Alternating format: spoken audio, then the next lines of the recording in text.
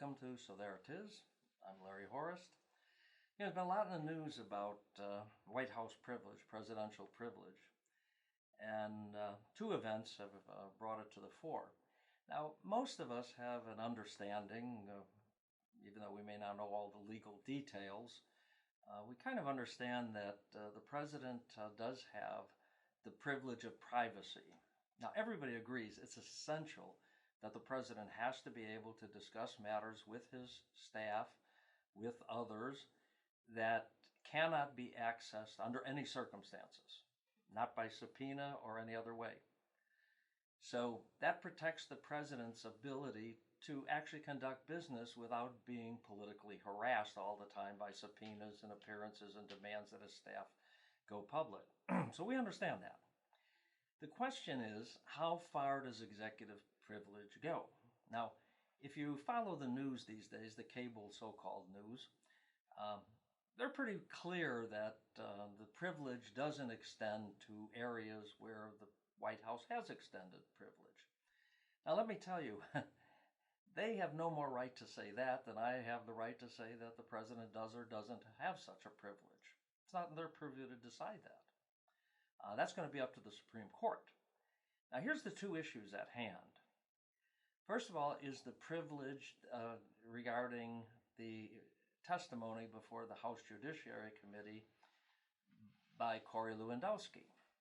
Now, he says he's not exerting his privilege because he doesn't have one, legal privilege. He's exerting what the White House told him, that the conversations he has had with the president are privileged and private, other than what has been publicly reported in the Mueller report. Now, the Democrats are pretty upset about that.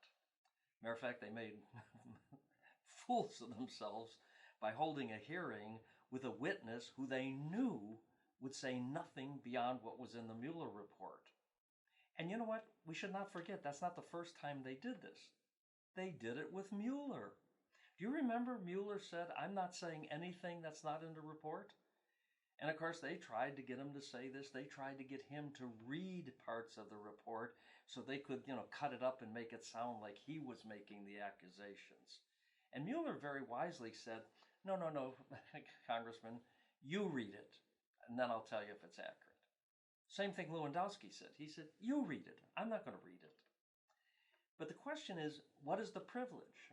If the president has a privilege in private conversation, does it extend to people who are not in the staff? Now, that's going to have to be decided by the courts. That's going to go to the courts. The other privilege is, there's a story now that the president had supposedly, allegedly, said something to a head of state, which is being suggested by the media that was Vladimir Putin, that gave away some intelligence or that violated some intelligence. Now, a couple of problems. One is, for a president, he can say anything he wants because he automatically declassifies information. That doesn't make it the smartest thing to do. It just means that he can do it legally. That's within the authority of the presidency. But the question is, there was a complaint. And a whistleblower complaint, took it to the Inspector General. The Inspector General said, well, this looks significant. I'm going to pass it on to the head of the intelligence community. And it should be then it should go to Congress. That's the normal procedure. Except this isn't a normal situation. That law was never written with the president in mind, because the president has the privilege of privacy. So now even the whistleblower's comments are a revelation of what the president was said to have said in a phone conversation with Vladimir Putin. That phone conversation is privileged. Now, Putin is not a staffer.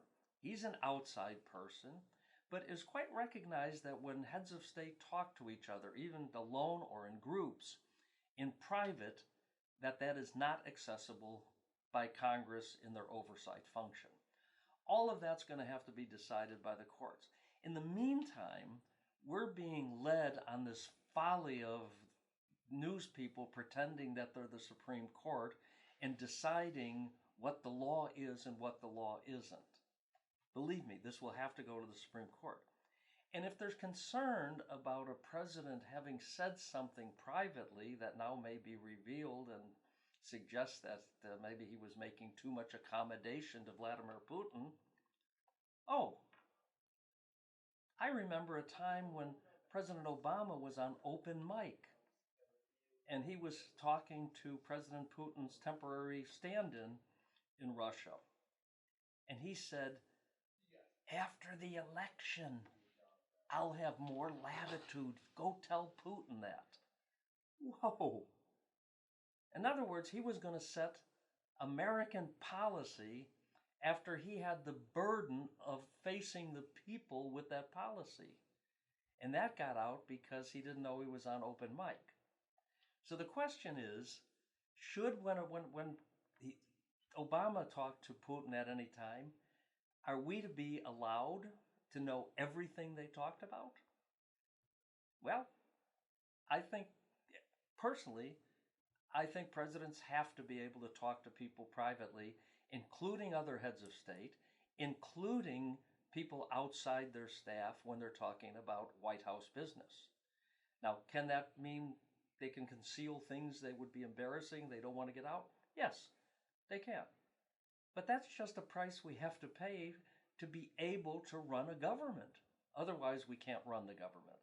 So I think relax, step back from all of this bogus political election year issue and electioneering, and just remember, this will all go to the Supreme Court as the Constitution requires. The Supreme Court will make the decisions, and then we'll figure out what it is. And all this game in between is just political falderall. So there it is.